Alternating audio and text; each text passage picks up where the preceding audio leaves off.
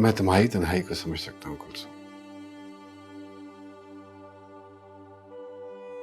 क्योंकि अब मेरी तन्हाई खत्म हो गई है।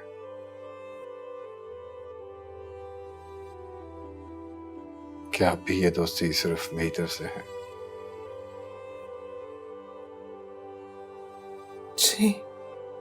क्या मतलब जी? जैसा आपका हुक्म अर्शद साहब। मुझे दिल से दोस्ती चाहिए है कुलसुम, जुबान से नहीं।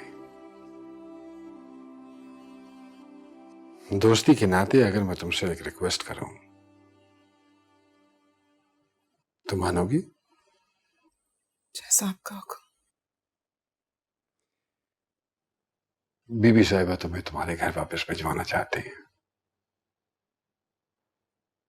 क्योंकि वो तुम्हें इस तरह परेशान नहीं देख सकते। मैं चाहता हूं कि हम दोनों में नाराजगी पैदा किए बगैर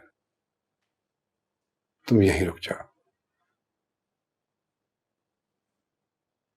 मेरे कहने पर।